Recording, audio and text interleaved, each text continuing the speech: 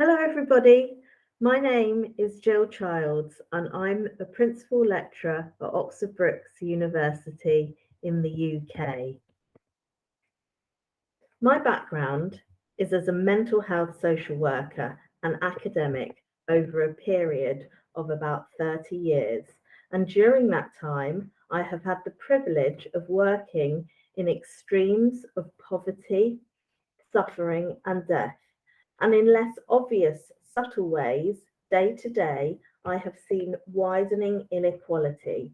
So that's who I am, and the need for social justice has been at the heart of the work myself and my team are still very much working on today. The evidence shows us that unequal disparities play out in higher education and in the outcomes for those from diverse backgrounds.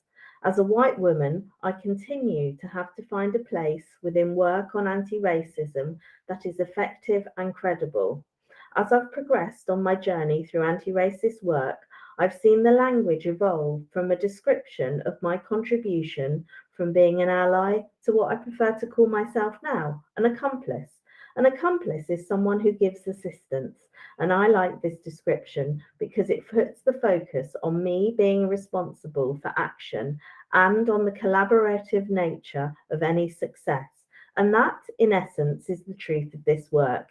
It has taken a team approach over time using principles of empowerment and advocacy, and it's involved me and others to think differently to really become anti racist accomplices.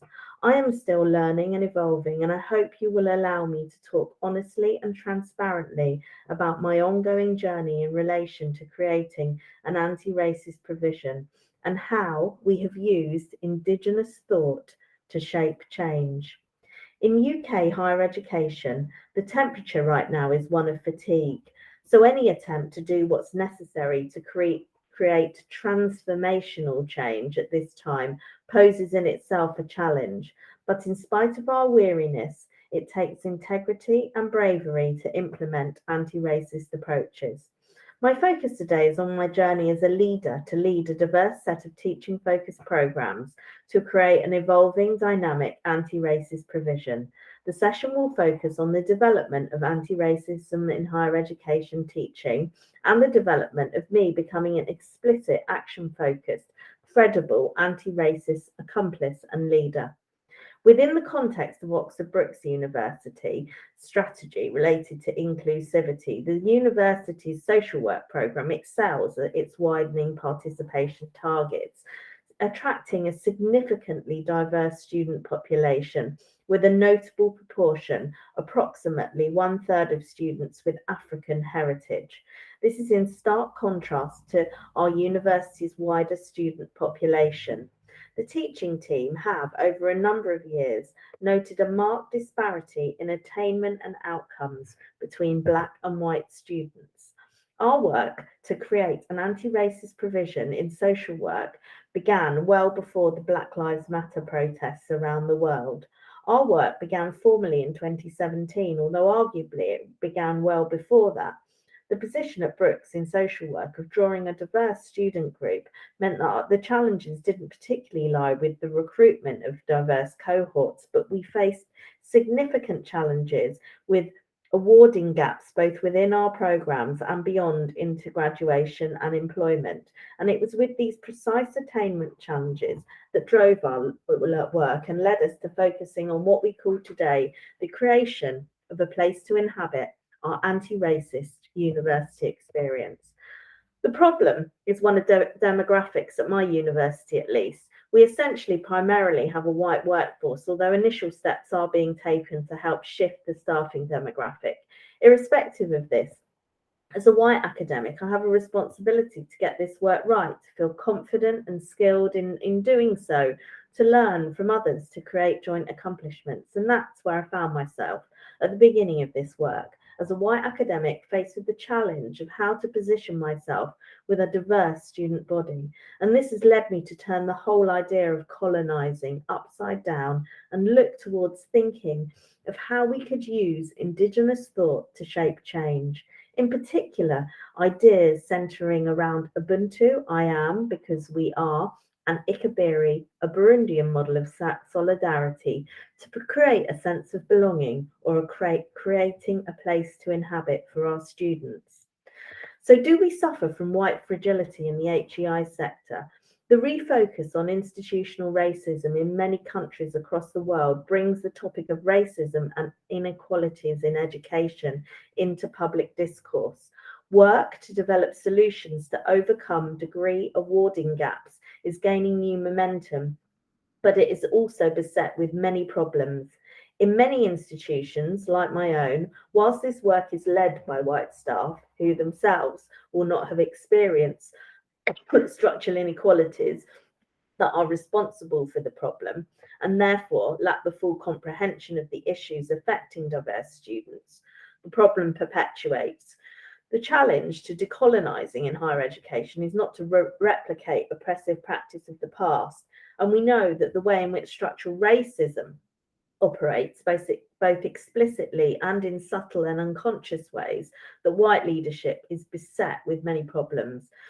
And as this quote illustrates, we are actors in a shared culture, which leads me to think of something more radical, more transformational is needed if real change is to occur.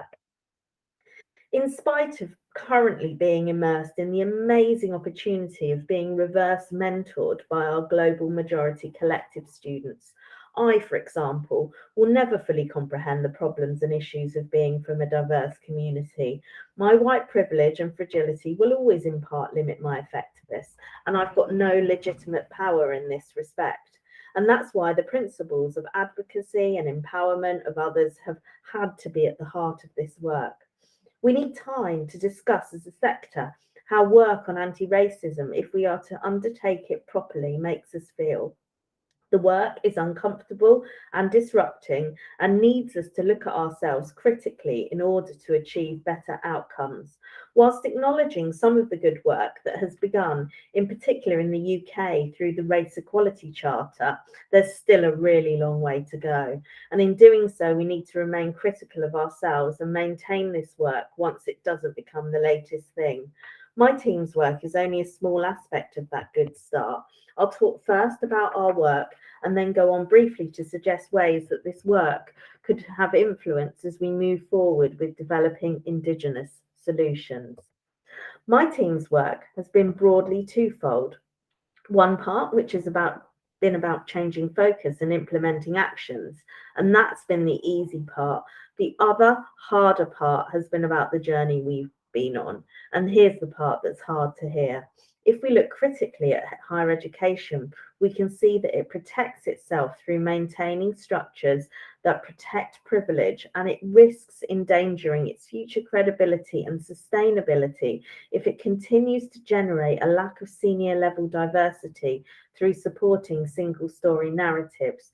Creating an environment where diversity can be valued helps us to refresh and re-energize our thinking and sometimes our ways of doing things that are informed by our government's directions or other internal or external pressures create institutional racism that is borne out through institutional microaggressions.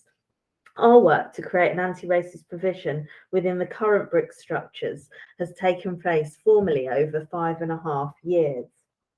My biggest learning is that we've all been learners on this journey, and the learning continues to be painful and bruising, and I've needed to have a really good team around me. And I realised that the expertise lies across a number of domains, and there are roadblocks and red herrings to getting this work right. Our work to decolonise our curriculum started in Silos of Interest in 2017. We developed a strategy and then an action plan. And now that we're at a point where as a programme team, we have well embedded action plans and we are able to evidence some impact. Any work on widening access and reducing inequality takes time, guts, integrity, and really hard work. My lived experience in my career as a practitioner, a leader, and an academic has focused on creating fairer opportunity has shown me that. And here's the part that I hope will help. Our strategy has been wholesale, and that is where it may have wider use for it to be showcased. Our strategy has focused on using indigenous thought to shape change. Our theoretical models, curriculum, staffing, research, and degree outcome gaps, all with an aim of creating an anti-racist university experience for our students. From the pedagogical perspective, the work is located within ideas of critical pedagogy, centred around ideas of structural inequality in the HE sector. We have developed a website called the Anti-Racist University Experience, and you can learn more there as well as on my blog. Our work has three guiding principles: contemporary, because students like that, resonant for students and relevant to their lived experience. Our theoretical models use African paradigms: Ubuntu, I am because we are, and Ikibiri. Ubuntu speaks to the value of collectivism or coming together. Ikibiri is an indigenous model of solidarity. We've drawn heavily on Mbembe's, the South African political theorist's ideas of creating a place to inhabit, and ideas of belonging are central to our work. Not only does our work have potential use for groups who are seen as disadvantaged, the principles of Ubuntu and Ikibiri put at their centre Indigenous voices and viewpoints, which might in the future help us to reverse coloniality in our programmes. We are currently, for example, using Ubuntu to evaluate our peer mentoring research project that we are carrying out with our partners in Hope Africa University in Burundi. Our starting point was to address the known awarding gap between white and racially minoritized students. And over 5.5 years, we've established a commitment to learning and teaching in a way that reduces the extent to which Anglo-centric approaches are privileged, but draws equally on models from the global South. This has involved developing our authenticity through reverse mentoring and accepting our privilege, journeying from defensiveness to acceptance. Addressing negative comments from our students really actually helped us to see students as core partners in developing the initiative. Initial learning came from the fact that it was far too easy to overestimate our understanding of issues of race and racism, and to underestimate the associated complexities of having a predominantly white team in a set of programs with a diverse student body. This experience became uncomfortable and disrupting when we got it wrong, and that was the driver that helped us to really begin to transform the direction of the work. So what have we done? We've built leadership confidence and created a clear identity for our provision, clear and explicit messaging to students and staff about our intention. Integral to that has been an ability to show strength in sharing our vulnerability as people see us change, and a dogged ambition to get it right even at times when we've got it really wrong. We've drawn on our on-the-ground expertise and valued it, paid for it, lifted it, and celebrated it for all it can bring us. Our thriving global majority collective student group is fundamental to this in being our critical friends and now our allies, and we have needed to grow as white accomplices and identify false allyship when we've seen that. Practically, we focused on our modules, our staff recruitment, and our research. For example, attempting to truly collaborate with all the associated complexity with partners in Burundi in our research. We're using an explicit model, the Mandela model, as an anti-discriminatory tool to support our staff and students in social work. This model focuses on past and present educational and life experiences, including valuing age, the need to make time and acknowledge needs. So what about our impact? Critics of our approach move most quickly to examine this area of our work. We are beginning to see early signs of awarding gaps shifting and have seen impacts in terms of student reports of racism, particularly in practice to us as white academics. Working with unconscious bias across our provision has meant that our referrals for fitness to practice investigations no longer show disproportionate potential bias, and we are currently doing work to illustrate the impact of how feeling a sense of belonging in our community of learning may also achieve longer term change. As social workers, having had careers working with inequality across our society, we were never naive enough to think we had picked a quick fix that would illustrate immediate impact. And anyone who tells you otherwise, that quick fixes to levelling up can be achieved, are most probably not engaging in this work in a credible, authentic way. Working with challenging and changing structural inequality that begins way before our students reach our university is really a very long game.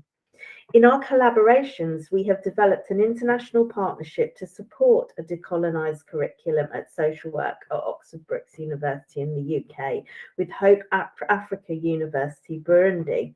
We have developed a peer mentoring scheme using Global Challenges Research Fund funding. We've placed value on indigenous thought to inspire our programme structure. Literature and on belonging have informed our approach, and we hope that future collaborations with partners in East Africa will help us to further learn about developing communities of practice by integrating further East African indigenous thought into my curriculum. In my work to become an explicit, action-focused, credible anti-racist accomplice, I have developed a platform, a website. This website is the beginnings of showcasing our work. Most importantly, if you click onto it, the buttons at the bottom take you through to three central components of our work: our global majority collective group, our action planning, and our resources to support others to do this work. We hope to continue to add to this resource to support others as our work evolves. We are still very much on a journey that is far from complete. We are open to sharing both our achievements and our mistakes. The visibility and depth and breadth of our work, especially to students, still remains a challenge for us, and getting others on board and being vulnerable both take time and have taken their toll on us. The visibility of impact in working with structural inequality continues to challenge us. Critically, we have needed to provide psychological and emotional support for each other, and whilst we've grown in confidence, we have had to work really hard on a smart action plan, whilst at the same time working within the constraints of a non-transformed organisation and sector that desperately needs culture change. And at times, because of this, we risk being scapegoated for our work. Finally, we've needed to be resilient, challenging, and make sure we've celebrated our successes.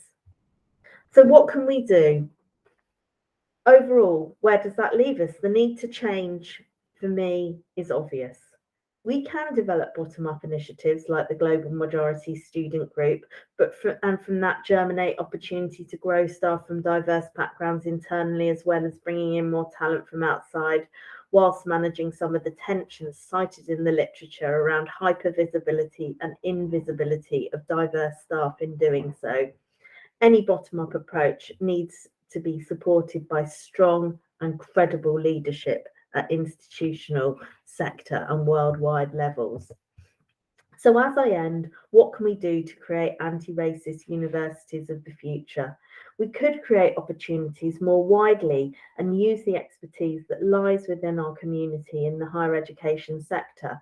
The use of secondments, for example, to champion and build skills and expertise in currently unheard voices could inform and create and support institutional change.